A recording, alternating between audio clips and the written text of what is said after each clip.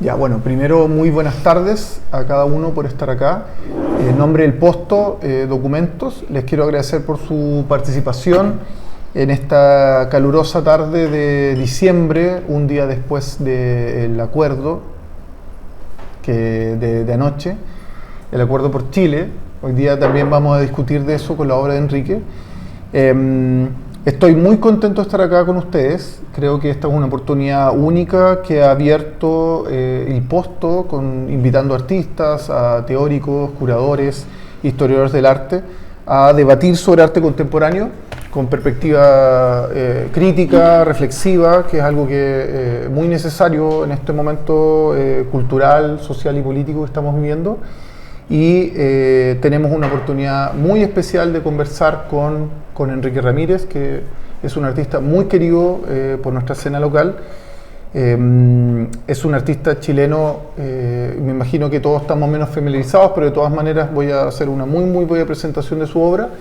Yo la primera obra que tuve la suerte de ver fue Ocean, el año 2013 creo que fue, en el Museo Nacional de Bellas Artes. Tuve una experiencia muy especial, muy distinta respecto de la percepción que tenía del arte chileno contemporáneo, dada que era una obra que tomaba estrategias muy distintas a las que estaba trabajando o la que había trabajado el arte chileno desde la transición adelante. Entonces me llamó mucho la atención su aproximación, y después cuando veamos la presentación contándole un poco, quisiera puntualizar por qué me parece que es un artista tan relevante para el momento cultural que estamos viviendo. Ha participado de proyectos importantes acá en Chile, como la Bienal de Artes Mediales. Tuvo hace algunos años, para Enrique es bastante tiempo, pero para nosotros como público local es la última gran exposición que vimos tuya. Tuvo una exposición en el Museo de la Memoria, bastante grande, hace algunos años. Él reside en Europa, nosotros nos vimos en Bélgica el 2016, nos vimos en París también en el 2016, pero ahora está instalado en París. Llegó a Europa para estudiar en Le Fresnoy, que es una academia espectacular, muy buena de cine expandido, nuevos medios. Y hace un par de años fue nominado al premio Marcel Duchamp, del que también nos va a contar. Ha participado en bienales, exposiciones internacionales. Estuvo en el pabellón de la exposición general de la Bienal de Venecia, el año 2017. Y nada, ha hecho una obra y una carrera muy interesante los últimos 15 años, lo hemos seguido. Probablemente la obra más conocida por el público chileno sea Brisas, que es un video muy interesante, una pieza de videoarte muy interesante, que traza el recorrido de una persona atravesando el Palacio de Gobierno, que es una pieza que hizo sobre el año 2008, que ha estado reseñada en diferentes publicaciones. Y lo que nos gustaría hacer hoy día sería conversar, principalmente darle el espacio a que Enrique pueda hablar de alrededor de cuatro o cinco proyectos, tratar de tomar algunos relativamente históricos, por decirlo así, y hablar de algunos proyectos contemporáneos que está realizando en los últimos años. Yo por mi lado, no sé si me presenté, soy Ignacio Smulevich, soy historiador del arte. Trabajo en el Ministerio de Cultura, pero también trabajo hace algunos años con la editorial Metales Pesados, tengo un par de libros con ellos, y estamos ahora publicando un libro en Estados Unidos sobre arte chileno, editado por Florencia San Martín, Carla Maquiavelo y Paula Solimano, donde me invitaron a escribir un artículo y yo hablé sobre una obra de Enrique, además de otros artistas. Entonces creo que es un diálogo que hemos tenido hace varios años. Me encanta su trabajo, como les digo, y creo que es bastante interesante hoy en día en el momento sociocultural que estamos viviendo. Yo creo que esa presentación es más que suficiente. Por mi lado quería puntualizar solamente que desde mi punto de vista, esta es una obra, para explicarles lo que les comentaba al principio, es una obra que creo que aborda o tiene una aproximación poética, visual, investigativa e instalativa, que es muy singular respecto de lo que nosotros habíamos vivido en el arte chileno desde finales de la década de los 80, los 90 y los 2000, Es una obra que interpela emotivamente al espectador, lo envuelve con imágenes, lo envuelve con sonidos, lo lleva a un lugar poético muy especial para hablar de temáticas como son la memoria política, la historia reciente, los derechos humanos, la migración, la globalización y todas esas temáticas que en el arte chileno habían sido trabajadas principalmente desde una perspectiva muy fría, por decirlo así, o muy mal llamada conceptual. Es una perspectiva que yo creo que desde el trabajo de Enrique tiene mucho que ver con cómo conmover al espectador, cómo conmoverlo emotivamente y apelar a su sensibilidad. Bueno, eso también lo podemos discutir y esperemos que con la presentación se pueda abrir. Nuevamente le agradezco su participación, vamos a hacer la presentación y después va a haber un espacio para preguntas también que puedan realizar e interactuar con Enrique. Por último, señalar que Enrique está siendo desde este año profesor invitado en la Universidad de Lucerne, en la School of Art of Design, que está en Suiza. Y es una alegría que estés acá, Enrique, con nosotros. Te agradezco también que hayas aceptado participar de esta conversación que estamos teniendo acá. El Posto tiene obras también de Enrique y nada, pues que le doy paso para que podamos partir la conversación. Primero vamos a escuchar tu aproximación y yo voy a tratar de ir haciendo algunas intervenciones y dejando también que dentro del relato podamos discutir algunos temas. Así que, Enrique. Bueno, gracias a todos por venir hoy día. Gracias al Posto por haberme invitado, a Ignacio por la presentación. Bueno, yo había pensado básicamente partir con Océano, que es la obra con la cual de alguna forma nos conocimos con Ignacio. Voy a intentar no alargarme mucho porque si no estaríamos mucho rato. Pero Océano fue una obra que yo imaginé el 2009 mientras estudiaba y era un momento en donde no existía la tecnología para hacer lo que yo quería hacer, que era de alguna manera bastante simple pero bastante complicado, que yo tenía la idea como de si un ser humano pudiera tener los ojos abiertos todo el tiempo y cruzar el océano. Esa era como mi idea. Entonces era básicamente un plano secuencia desde Valparaíso hasta el norte de Francia, en Tourcoing.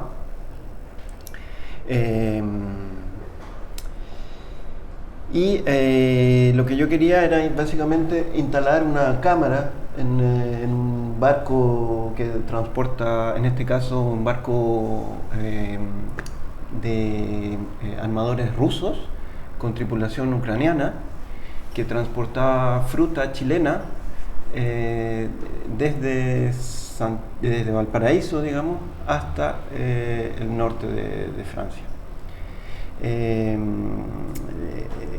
El pabellón del barco es de las Islas Marshall. Entonces, en ese barco de alguna forma estaba como representado, entre comillas, el mundo. Y eso era lo que me interesaba de este barco. Cabe decir que en cada una de las frutas que venían de Chile había una calcomanía pegada, la típica que vemos en los plátanos, en las naranjas, con una bandera de Estados Unidos y que decía Made in USA. Entonces ahí estaba la mundialización, digamos, súper presente en esas naranjas, digamos, con esas calcomanías. Nunca pasamos por Estados Unidos, ¿no? Entonces este barco, bueno, hizo un viaje desde Valparaíso, cruza el canal de Panamá 8 días más tarde y, bueno, 24 días más tarde llega al norte de Francia. Y yo filmé, digamos, toda esa travesía.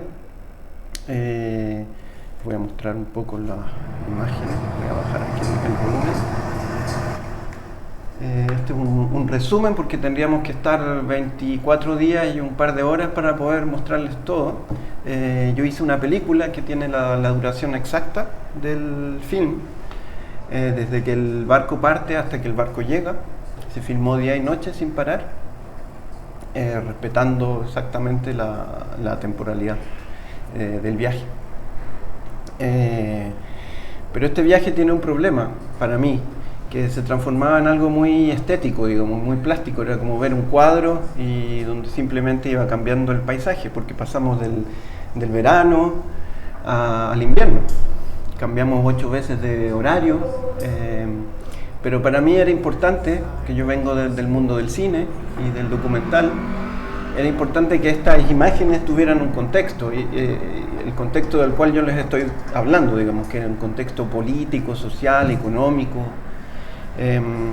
Entonces yo transformé este barco como en una especie de estudio y hice una serie de 52 pequeños documentales de aproximadamente 5 minutos cada uno, en el cual yo le doy un contexto a cada día de viaje.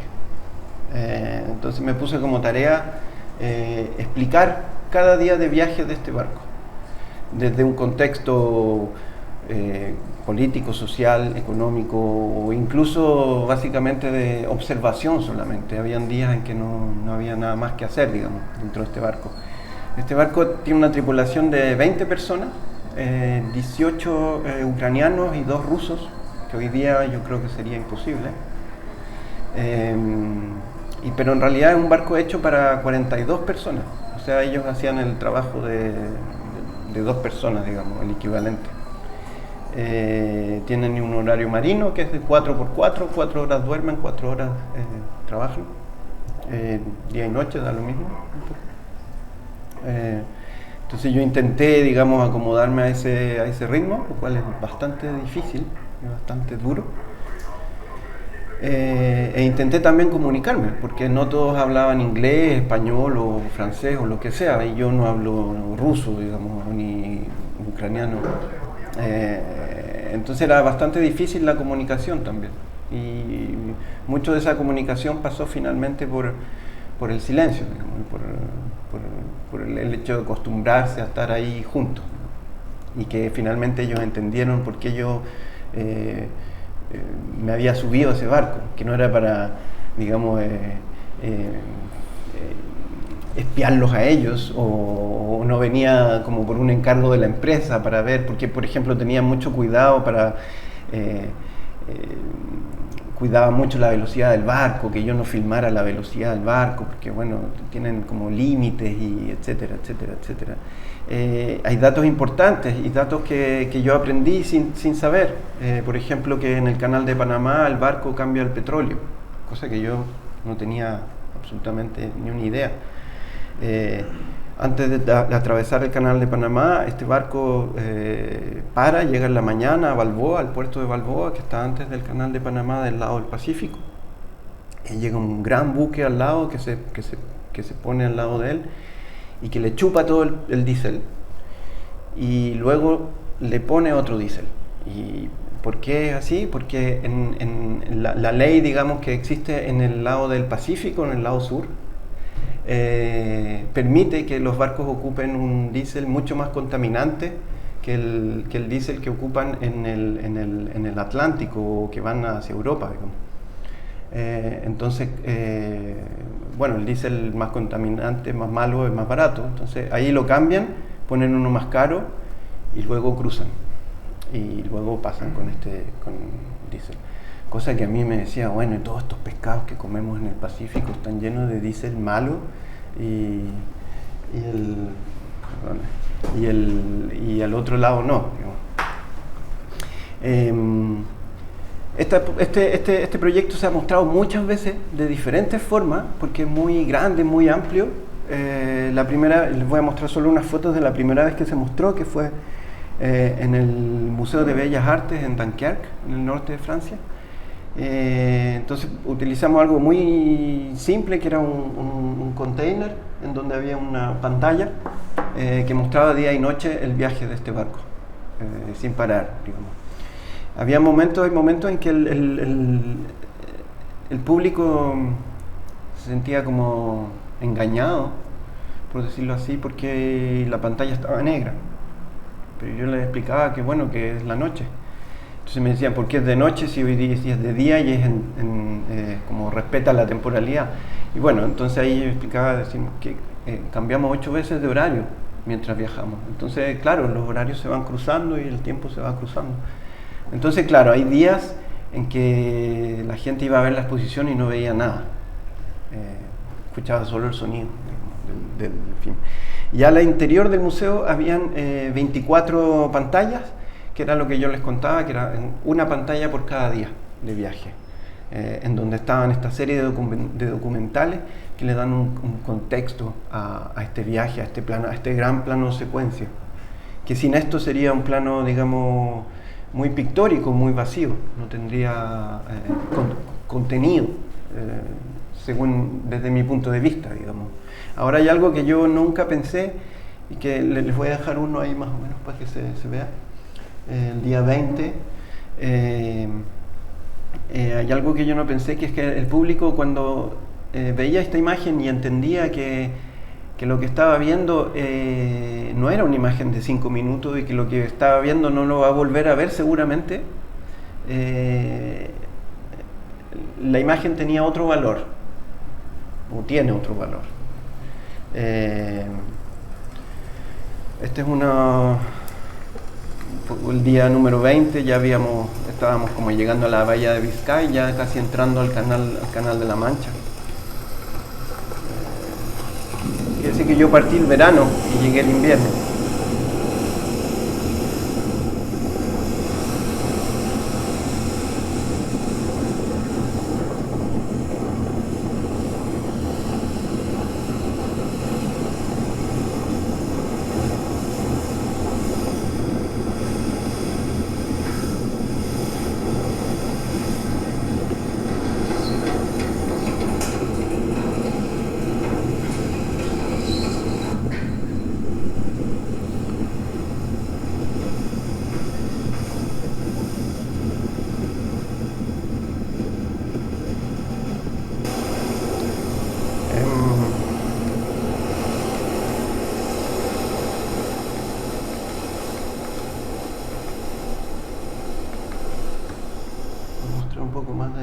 Fotografía. Esto fue en el Bellas Artes, que es la posición que vio Ignacio, que había una parte en el Bellas Artes donde estaba la gran proyección, digamos, el plano secuencia, y luego en la Galería Die, que al mismo tiempo había como la parte más documental del proyecto. Entonces había como que ir un poco a las dos. Sí, yo ahí sobre eso quería como compartir también como una pequeña reflexión, porque esta es una obra que hemos estado conversando con Enrique durante bastante tiempo, o sea, ya hace cumplir 10 años que empezamos a dialogar sobre el trabajo, y hay un aspecto que era interesante. Tú hablaste del efecto de estetización que tenía estar contemplando este paisaje, digamos, que tiene una enorme tradición pictórica, histórica, fotográfica, cultural también. O sea, hay también una historia cultural de nuestro mestizaje, de saber que hay un proceso de colonización, y hoy en día hay un cuestionamiento sobre ese proceso de colonización. Y había un aspecto de la contemplación del video que era sumamente interesante. Yo lo fui a ver en varias ocasiones, en distintos momentos del día, con distintas personas. Y claro, cuando uno se sentaba en la loza del Bellas Artes, más de 1 o 2 minutos, la percepción que tenías del mareo, por ejemplo, de esta línea de horizonte que estaba constantemente moviéndose, generaba un efecto muy dramático, digamos, muy conmovedor, muy significativo respecto de lo que es la contemplación de este paisaje natural seguro, digamos, este movimiento calculado que está en el sitio web, donde tú puedes mapear segundo a segundo dónde está el barco, puedes ver la vista satelital que te permite el mundo contemporáneo, donde tú puedes, a través de esta tecnología, saber por GPS dónde está. Pero la contemplación del video era una contemplación que te generaba como esta sensación de mareo, esta sensación de que perdías un poco la estabilidad, de que empezabas como a entrar en este flujo y sentías como una pérdida de lugar, de tiempo, de horizonte, pese a todos los atributos de belleza que tiene. Y yo creo que en ese sentido hay un aspecto sumamente interesante que tiene que ver con lo que decía Enrique, que hay una visión respecto de la estetización del arte que establece que aquí, sobre esta frontera, el arte ya se está acercando, digamos, al espectáculo y está perdiendo sus atributos críticos. Y yo creo que en el trabajo de Enrique hay ahí constantemente como un vaivén que hace que uno esté como sumergido en una experiencia estética que es completamente conmovedora, pero al mismo tiempo estás como perdiendo tu sentido de horizonte, tu suelo, la estabilidad que tiene, y eso para mí es algo que es transversal a este proyecto u otros proyectos donde el punto de horizonte se está moviendo, que lo vamos a ver un poco después, y también con la sensación del tiempo y con la historia también, o sea, con la memoria política, con la historia reciente. Sobre eso creo que es súper interesante como cuestionarse, o sea, pese a que esto es un cuadro ventana sobre el cual se ve el paisaje, es también hay también un peligro, hay una sensación de peligro, hay una sensación de amenaza, hay algo que se está como produciendo ahí en ese efecto que produce esta contemplación tan hermosa, digamos. Que si uno se entrega a la obra, esa entrega induce también o trae consigo una pérdida de la estabilidad del suelo. Sí, bueno, yo lo que dice es como una ventana, que hablabas de una ventana. Yo siempre, algo que repito mucho en general, me interesa en el trabajo que hago y que intento hacer, ¿no? No sé si lo logro siempre, pero para mí las obras son como una ventana, básicamente. Lo que yo hago es simplemente abrir una ventana y al otro lado de esa ventana invitar al espectador a mirar a través de ella. Y a través de esa ventana hay muchas preguntas. Es como para mí si yo pudiera resumir lo que yo intento hacer, es eso. Yo no sé si que lo podemos discutir después, quizás Claudia no estará de acuerdo conmigo, pero yo siempre he creído que el arte no puede entregar respuestas, es incapaz de entregar respuestas, sino que más bien lo que puede hacer es cuestionar y crear preguntas. Y eso es lo que a mí me interesa, por lo menos, del arte y lo que yo intento hacer con mi trabajo.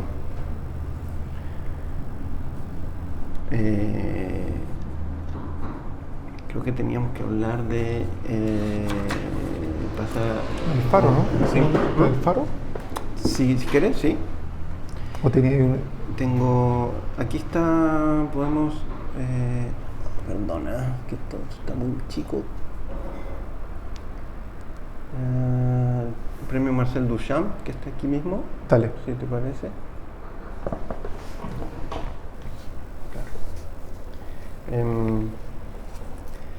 Bueno, hay que decir que el proyecto Océano es hoy día es parte de la colección latinoamericana del MoMA, gracias a la Fundación Fama, lo cual para mí obviamente es un honor que esa pieza esté ahí. El otro proyecto nos saltamos en varios años,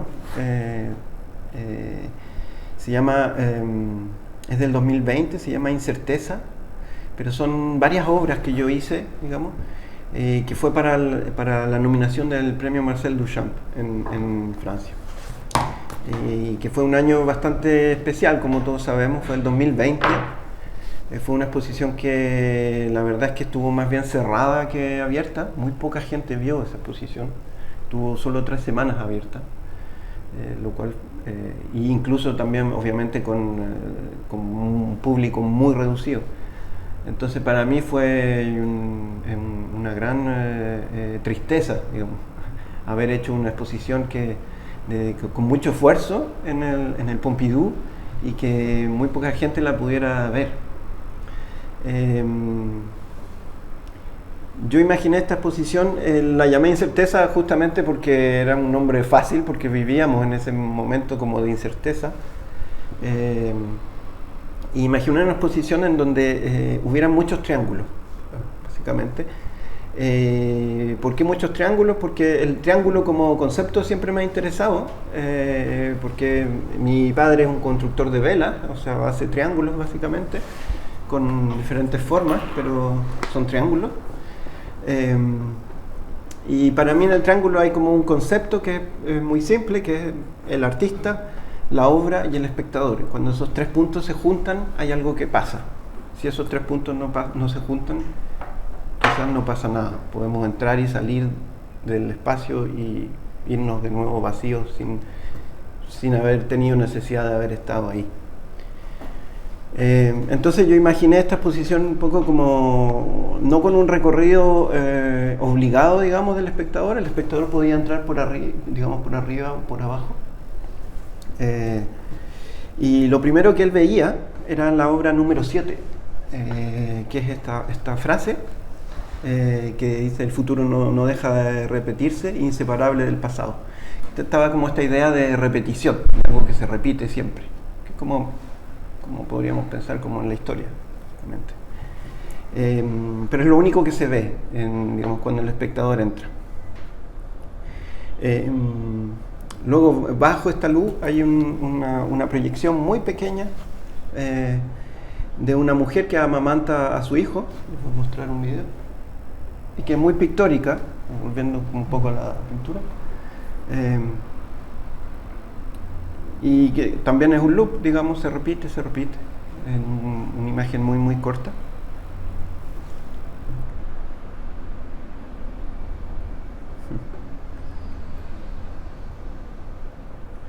Frente a esta gran imagen, a esta pequeña imagen, estaba esta vela, que es una vela que mi padre hizo en los años 80, que la verdad que la fotografía la hace verse muy bien, pero en realidad estaba muy mal, digamos, en una vela que navegó mucho, que ya no puede navegar, digamos, todo está prácticamente se deshace, la cual yo utilizo como el personaje principal en esta exposición. La vela era el personaje principal. Entonces esta vela de alguna forma habla, tiene una poesía, digamos, que está escrita sobre ella en estos 3 cuadros. Y luego, detrás, digamos, ahí voy a volver al mapa. Vemos el 9 y 3.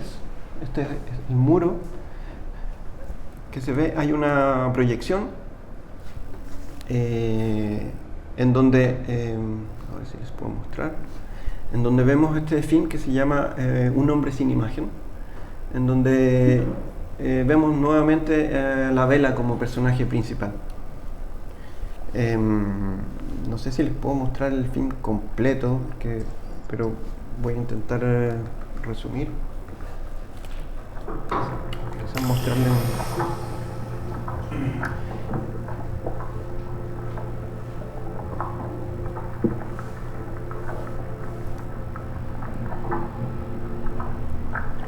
Yo estaba un poco como con la idea de, en el 2020, cuando estábamos como con el COVID y todo era muy confuso, estaba con esta idea como de nacimiento, como si estuviéramos volviendo a nacer, volviendo como a entenderse de nuevo, a cómo vivir de nuevo, cosa que después se olvidó y volvimos como a la vida normal de nuevo, digo, lamentablemente quizás. Entonces yo toda la exposición la imaginé, estaba muy inspirada en esta idea del vientre materno, del no lugar, de no saber muy bien dónde estábamos. Entonces lo que yo hice fue filmar en un lugar en donde no sabemos dónde estamos, básicamente. Es la noche, puede ser el mar, puede ser, si lo llevamos más a la ficción, puede ser un vientre materno. O también puede ser un no lugar, digamos, el espacio. Podría ser, bueno, no se ve muy bien, pero podría ser el espacio.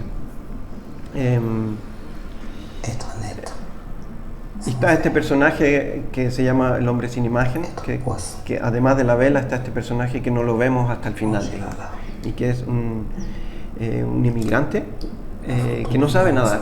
O sea, es la primera vez que se mete en una piscina. La filmación fue en una piscina, no fue en el mar. Entonces la relación con el cuerpo y el agua me interesaba mucho porque era muy torpe, muy difícil trabajar.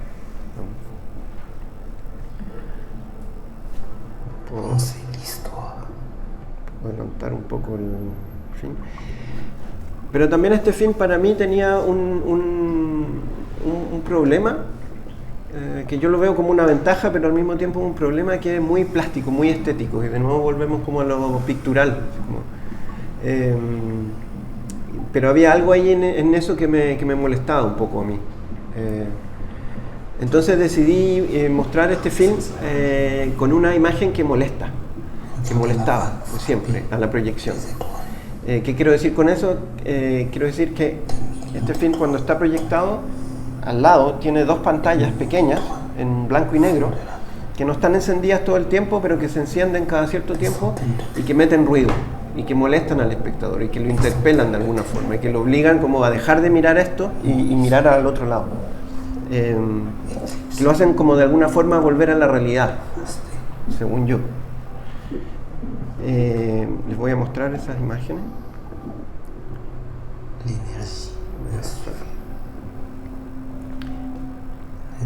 Este film tuvo en la Bienal de Artes Mediales el año pasado, si no me equivoco. ¿Ya fue el año pasado? 21.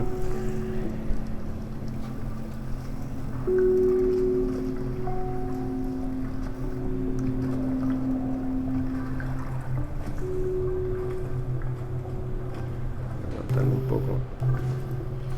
Y luego vemos esta aguja o vela que es como también hace una suerte de brújula, ¿no? Como en qué dirección vamos, como esa era como la pregunta.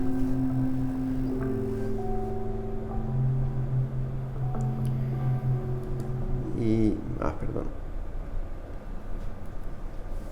Ahí hay una lista de... Entonces, claro, al lado habían... ahí puedo mostrarla, ahí habían dos pantallas que son estas pantallas que de alguna forma hacen ruido.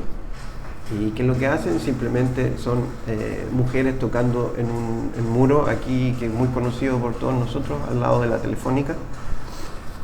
Y al otro lado está la serie de cruces que yo lancé en 2014 en el océano, y que son imágenes que yo nunca mostré, digamos, solas, porque era para el proyecto, un proyecto que yo hice que se llamó Los Durmientes, que eran imágenes en colores. Estas son imágenes en blanco y negro, que no habían sido utilizadas, y que me parecía importante mostrarlas al mismo tiempo que este video, que es muy plástico, muy estético, yo podría decirlo con miedo a equivocarme, muy lindo.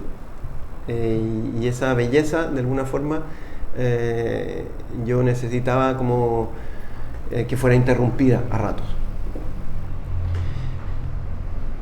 Sí, ahí quería hacer también un pequeño paréntesis para que, entendiendo que este es un espacio también de diálogo y reflexión, que no lo hemos conversado, ¿cómo percibes tú el pasar por Océanos, una obra que lleva mercancía finalmente, y tú nos contaste todas las peripecias de lo que significa sacar este producto, moverlo, hacerlo presentar en Europa como un producto de Estados Unidos, y ahora tú has desarrollado toda tu carrera en Europa.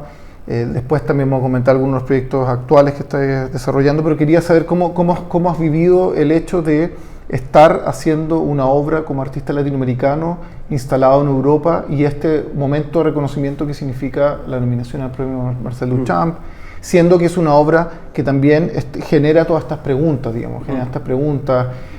sabemos que, no sé si sabemos, pero se sabe que ciertos elementos sobre la sensibilidad en Europa tienen ciertos bordes, o sea, hay muchas cosas sobre las cuales se proclama la libertad, la democracia y todo, pero hay bordes que están también delimitados. Por ejemplo, en el caso de la Documenta Kassel, este año, el borde respecto de lo que había significado este colectivo de Indonesia, que estaba haciendo la curatoría y que estaba emplazando sobre una temática que en Alemania era muy tensa. Entonces, en este caso, hablando sobre lo que estabas conversando en esa obra, creo que sería interesante también cómo lo percibe el público allá, qué tipo de señales te llegan. Tú me has comentado también respecto de la exhibición de algunos artistas chilenos allá, entonces también como percibirlo un poco más como tú lo sientes de piel, digamos.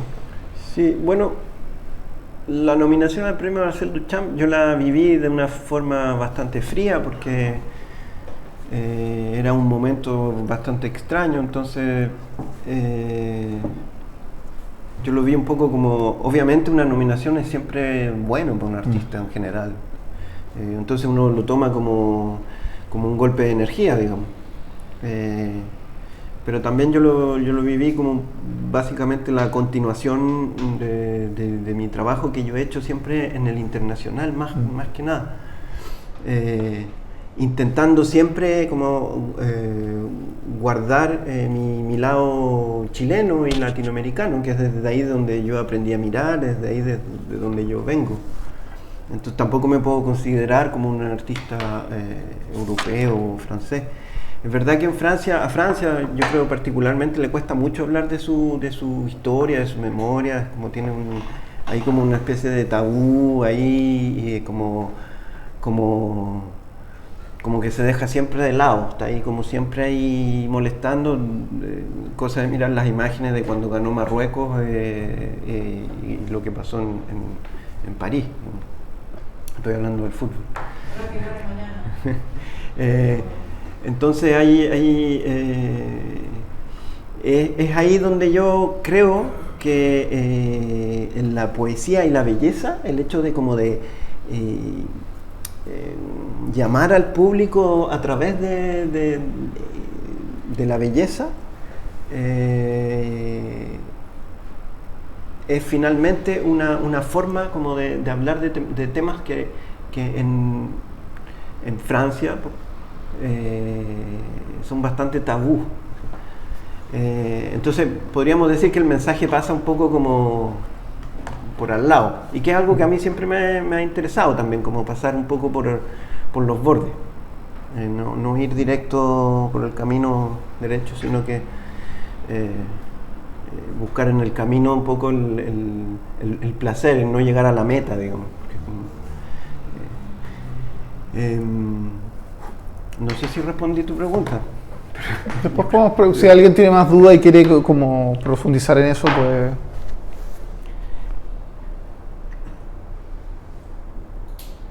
Un poco imágenes de la misma exposición.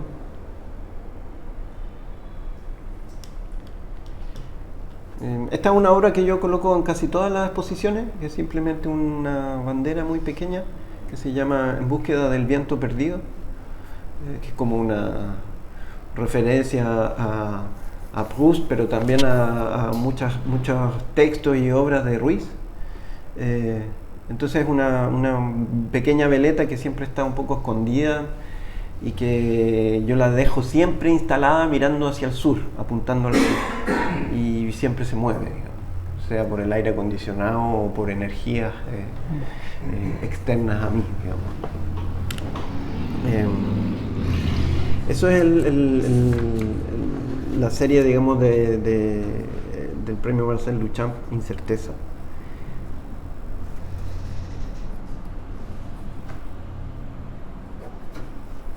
Y no sé con qué queréis seguir. Después teníamos lo del faro, ¿no? Si queréis. Sí. ¿Pasamos eso? Sí. Y después la exposición de Lefranc. Claro, volvemos un poco hacia atrás. Yo no sé si quizás sea una buena idea mostrarles este proyecto. Es un film. Yo en el 2017 hice una residencia en Ouessant, que es una isla en Bretaña, en Finisterra, en donde la residencia es en un faro, el faro de Ouessant, que es el faro, en teoría el faro más potente de Europa, o era el faro más potente de Europa, le cambiaron la luz para que no fuera tan fuerte. Y era el faro, lo interesante de ese faro, lo que me interesaba a mí, era que es el primer faro que ven los barcos que vienen de América a Europa. Es el primer haz lumínico, digamos, que ven. Entonces yo hice un film, bueno, no sé si saben, todos los faros tienen, digamos, un ritmo diferente y una forma de rotar diferente, es como si fuera una huella digital. Entonces este faro tenía 2 haces de luces blancas cada 10 segundos. Ese es su, digamos, su sello. Entonces yo hice un film dividido en dos partes, pensando en los dos haces, y seguí un montaje matemático dividido en 10 segundos, digamos. Es difícil verlo en la imagen, digamos, no se ve, no es muy claro, pero está todo muy hecho así. Yo me di como esa tarea de obligarme a trabajar con ese ritmo, con el ritmo que tiene el faro. Y entonces es un film que yo hice entre Valparaíso de nuevo y Huesón, pero es un film que trabaja básicamente con archivos y con grandes discursos, con discursos famosos que todos hemos escuchado alguna vez. Entonces yo a partir de esos discursos construí una historia de navegación, una historia de perdición, una historia de cuestionamiento en torno a cómo vivimos en el mundo hoy en día. Es un film largo, que dura 25 minutos aproximadamente, entonces quizás les voy a mostrar una primera parte y una segunda.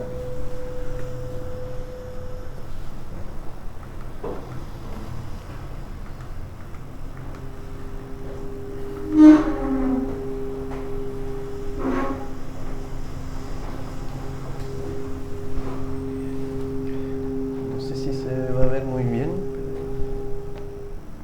Una imagen es maravillosa porque nos recuerda algo de nuestro pasado. Una imagen es horrible porque nos recuerda que el futuro se repite abrazado al pasado.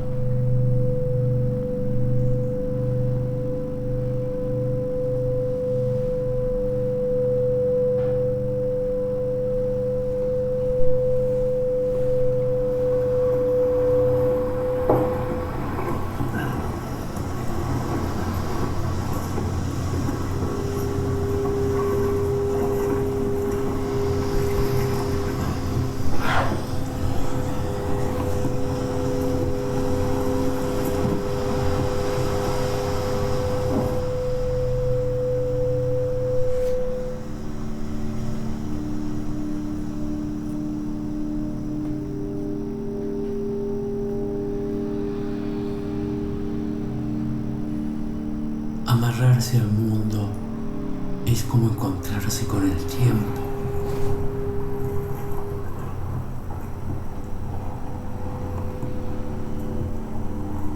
Agarrarse a la historia es como girar en círculos.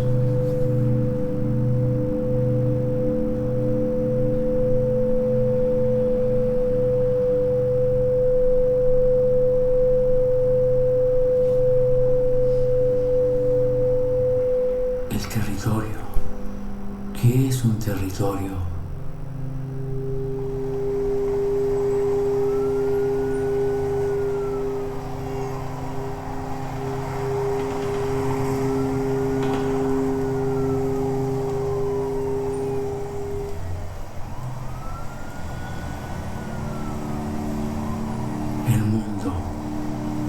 El mundo no tiene objeto.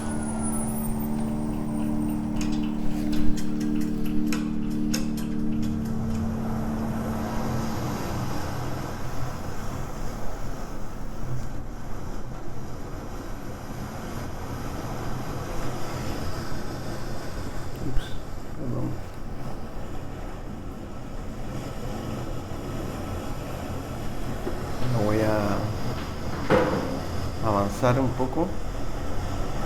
Para viaje peligroso.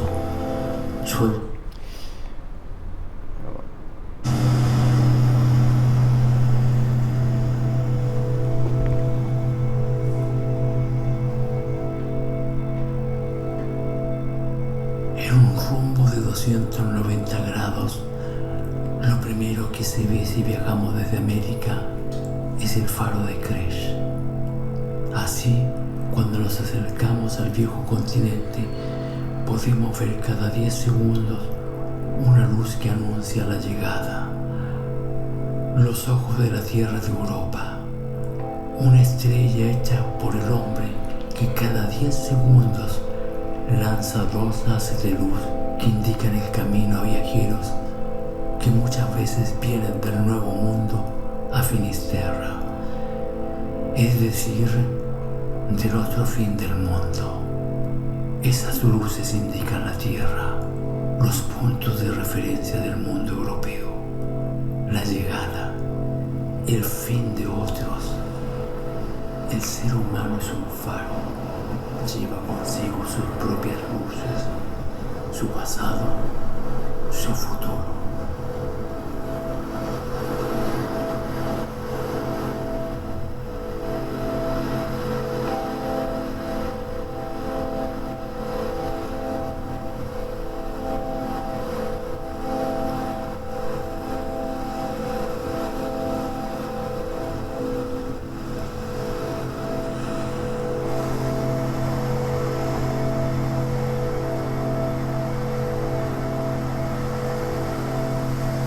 Shake the foundations of our biggest buildings, but they cannot touch the foundation of America.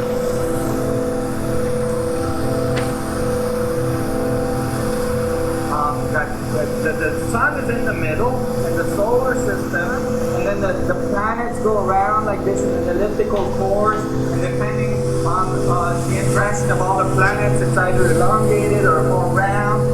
Well, actually, that is absolutely incorrect. Okay? The thinking of the solar system in this manner is equivalent to thinking that the Earth is flat. It's flat.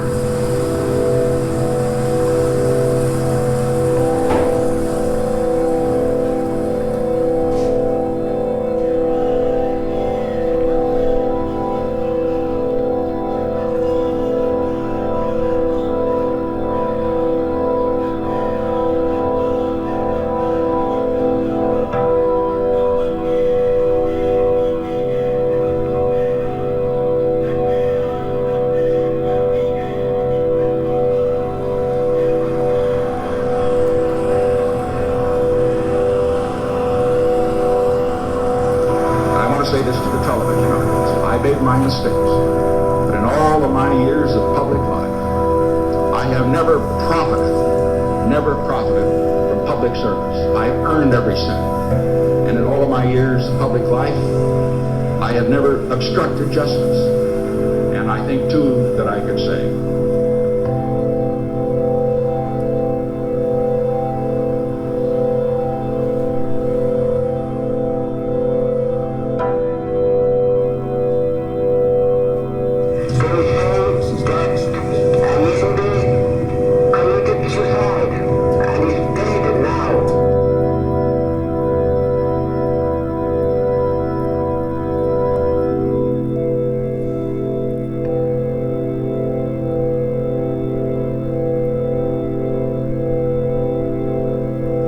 si aspiráramos en esta humanidad a consumir como un americano medio, promedio,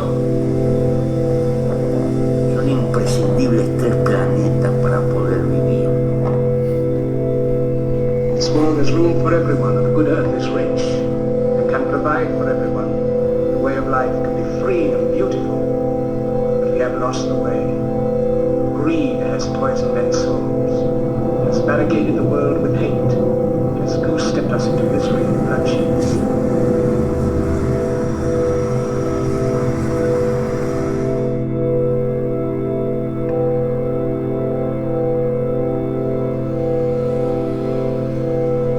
Where do humans get off owning and controlling living beings? Where do we get off thinking that we're the most special thing that has ever existed on this planet, when in reality, we're the most unspecial thing that has ever existed on this planet? Are you aware that if humans were removed from the planet, the extinction of humans would benefit everything that exists? Are you also aware that if the bees died off, as we've been talking about this for about 10 years in the news, the whole system collapses?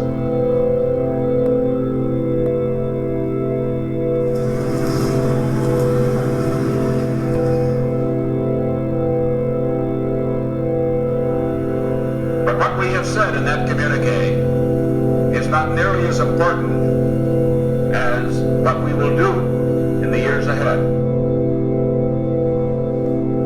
to build a across 16,000 miles and 22 years of hostility which have divided us in the past.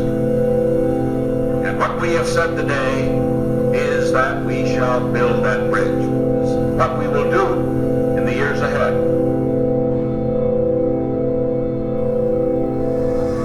Where were you in Rwanda?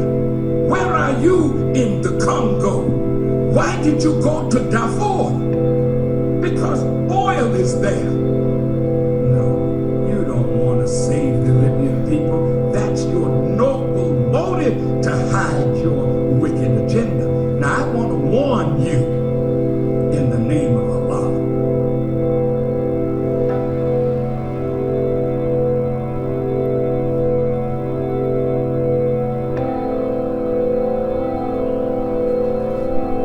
Necesitamos gobernarnos a nosotros mismos o sucumbiremos. O sucumbiremos porque no somos capaces de estar a la altura de la civilización que en los hechos fuimos desarrollando.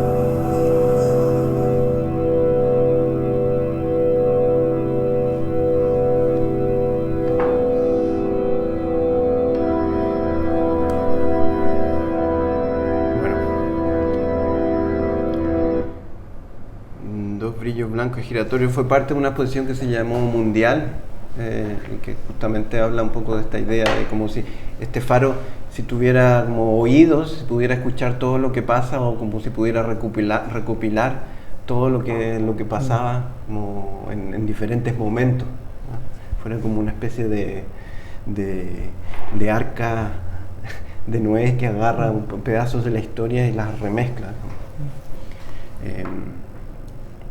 Entonces la exposición se hizo en un lugar que se llama el Gran Café de San Nacer, que es una ciudad-puerto, en donde se hacen los barcos más grandes en Francia.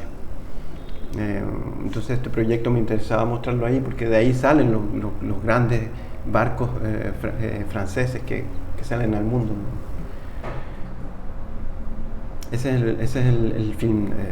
Sí, yo ahí quería como comentar que este es un proyecto quizás uno no tan conocido tuyo. Yo creo que es una película que tal vez, pensándolo, es muy desafiante en términos de cómo está construida y la interrupción de lo que es una narrativa que tiene que se mueve de un punto de A a B, o sea, desde brisas, un hombre que camina, océano, incluso durmientes, hay un movimiento y un trayecto de llegar de un punto a otro, y hay se avanza de ahí. Entonces en esta película, que todavía me acuerdo una vez lo hablamos con la Claudia, que me genera todavía mucha dificultad para saber cómo agarrarla, porque tiene diferentes maneras de relacionarse con el archivo familiar, con el archivo histórico.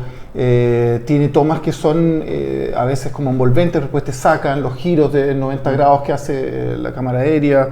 Entonces es una película que yo siento que es muy desafiante, y me parece que es interesante colocarla, porque toca muchas de las temáticas que atraviesan la obra de Enrique, como por ejemplo el agua, la luz, digamos, como lo está comentando, que son lugares donde están pasando cosas que van fuera del control, pese a lo descontrolado que puede ser este fenómeno. O sea, el lente que enfoca y que busca controlar, pero el que a veces no alcanza a ver. O sea, hay una serie de elementos ahí que son sumamente atractivos, pero yo en esta presentación cuando estábamos conversando como para prepararla, pensé en colocar también una obra, o en dialogar sobre una obra que generara también algún tipo de tensión, porque yo creo que hay una dificultad también para saber cómo agarrarlo. O sea, hay algo, digamos, de lo que es una obra, digamos, que está como en esa frontera que, como si tú está construida de una manera dura, por decirlo así, pero está mezclando muchas capas, digamos. Sí, es un ejercicio de montaje, puro y duro, digamos. A más B igual C, y así vamos uno tras otro. Sí, sí. ¿Otra la expo de Fresno?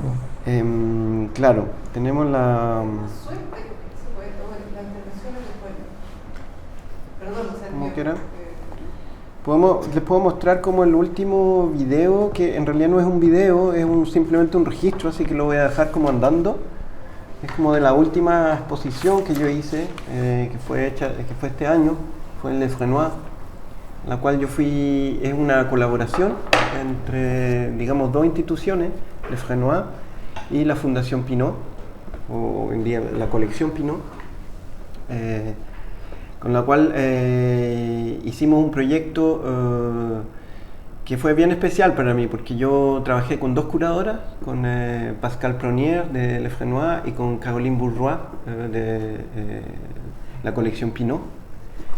Y yo estaba, digamos, al medio, en el cual yo me di el gusto de elegir a una serie de artistas que son de la colección Pinault. Entonces hicimos una exposición colectiva en donde yo hacía un poco la suerte de semi-curador, por decirlo así, porque yo no era curador de nada, digamos. Simplemente yo propuse artistas que me interesaban de la colección, y luego entre Pascal Pronier y Caroline Bourgeois se hizo una selección de obras. Entonces yo puse en relación mi trabajo con el trabajo de otros artistas en esta exposición. Y les puedo mostrar, de repente podemos conversar, porque el video es largo, pero es un registro que está súper bien hecho de la exposición, de cómo fue la exposición. Aquí están todos los nombres de los artistas. Eran 11 artistas, 10 artistas: Lucas Aruda, Yal Bartana, Nina Canelli, Latif Achar, Vidal Yastaldón, Jean-Luc Moulin, Anthony Muntaz, Daniel Stigman, Magret, Pablo Nazaret y Dambo.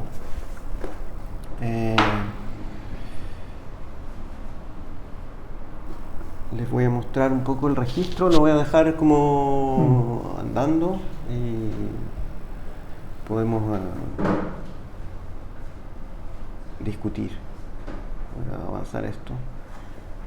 La exposición tenía algo importante, que era, valga la redundancia de lo que están viendo ahí, es una exposición que no tiene muros.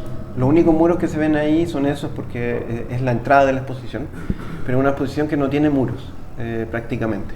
Entonces está todo como de alguna forma, es como si fuera una gran escenografía de teatro, en donde todas las obras, digamos, se mezclan unas con las otras y se hablan, se apoyan, pero también se molestan, y que era la idea, digamos, de esta exposición.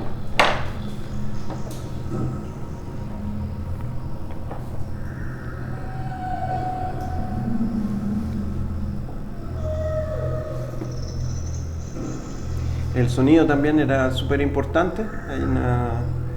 El sonido que escuchan es una serie de obras que yo hice, que son, digamos, un sonido que va cambiando todo el tiempo, que está como, que depende de la presión atmosférica, y bueno, luego se van mezclando de a poco con otros films, con otras obras. Ese es Pablo Nazaret.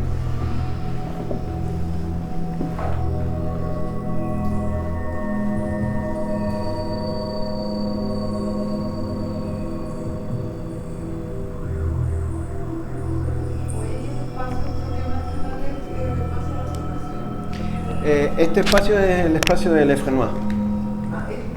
Sí, es Le Fresnoy. Sí, que la fundación ahora tiene un espacio nuevo que se llama la Bolsa de Comercio, que es en París. ¿Qué año? Esto fue este año, en abril. Sí.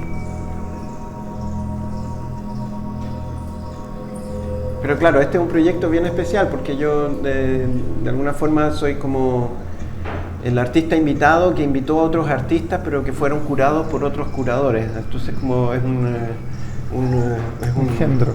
Sí. Un engendro raro. Un camino bastante extraño, pero que para mí fue súper interesante. A la carta, a los franceses les gusta hacer eso. ¿Esa mezcla? A la carta, como vídeo a la carta, de que una artista proponga otro, Sí, sí, yo creo que se hace bastante. Bueno, verás que se pinta al lado de la corte, no solo pintor, sino que también es parte de la corte. Es una obra de Dan Bo que es increíble. Bueno, sí.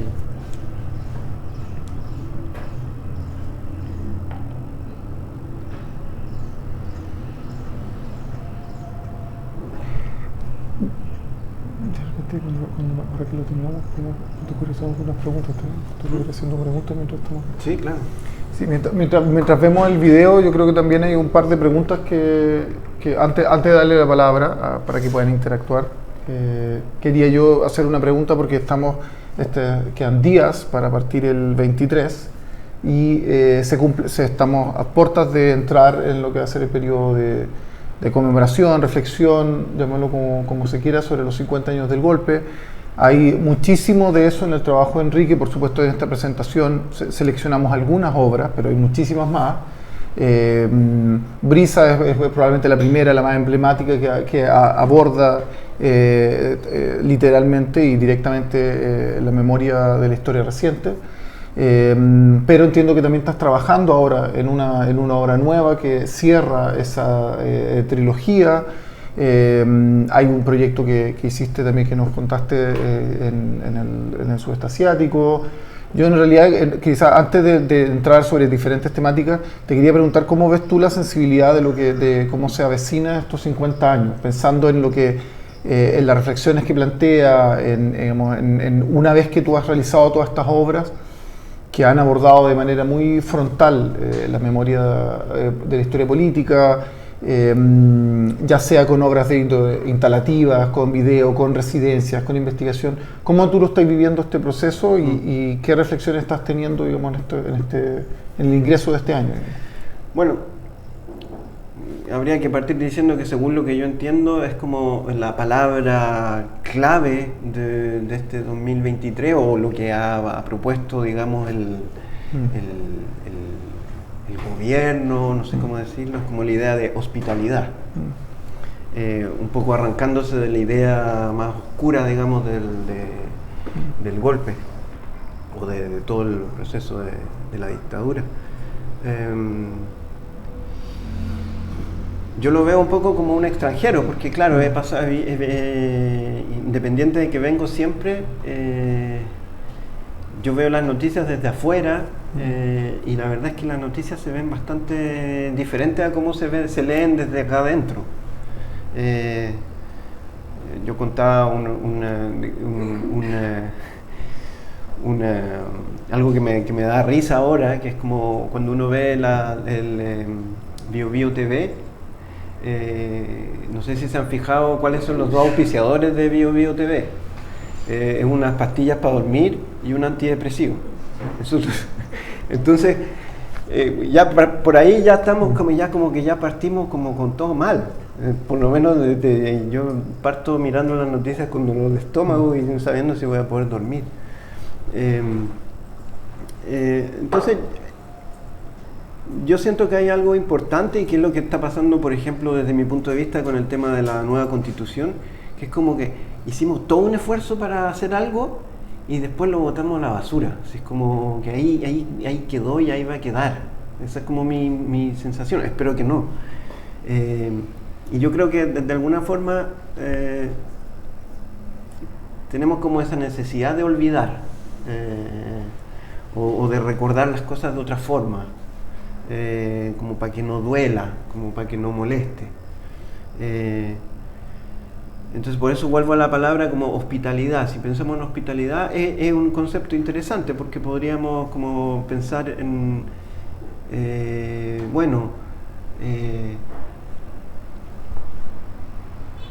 cómo los franceses vieron a los chilenos cuando llegaron, qué es lo que había en su mirada, en sus ojos.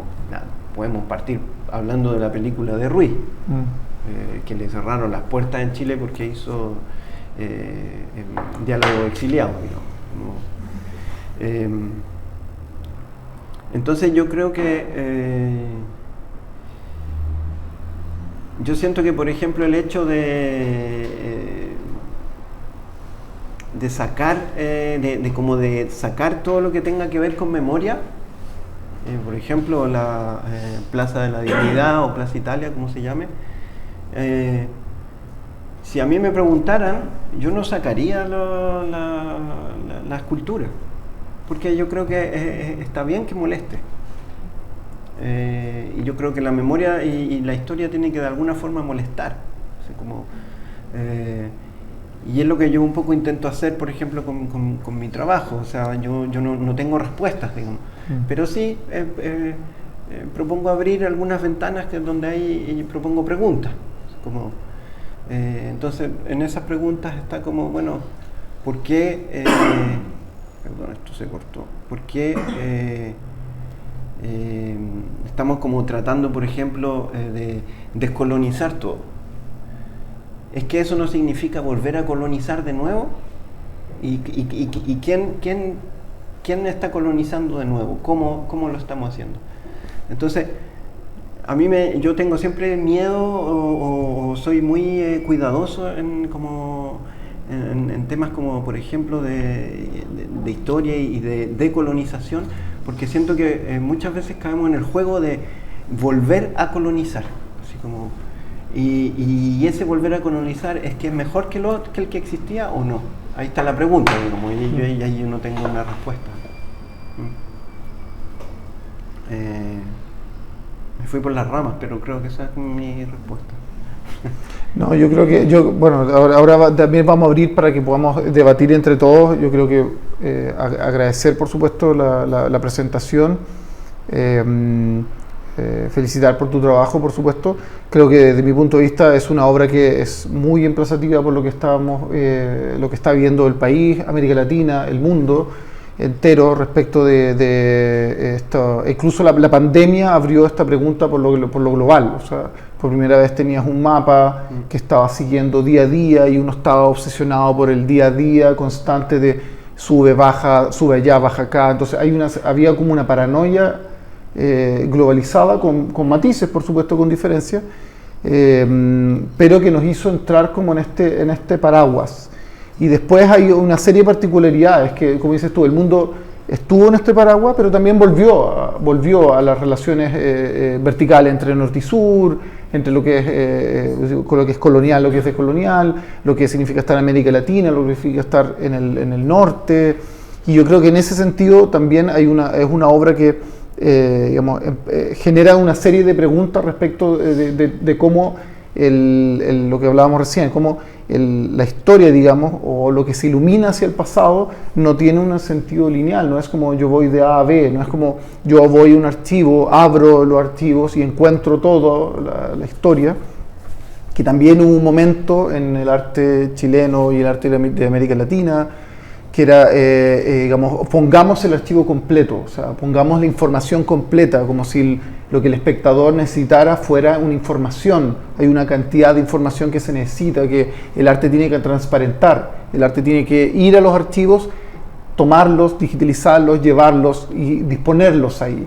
Y esa es una forma de mirar la historia, entendiendo de que uno carece de conocimiento, carece de información y no, como dices tú, en cierta medida ha ejercido procesos digamos, de corte, o ha ejercido procesos de decir, bueno, hay cosas que quiero conocer, otras que no. Entonces ahí hay una cuestión respecto de cuáles son las diferentes estrategias que toma el arte contemporáneo para aproximarse hacia la historia y hacia el pasado.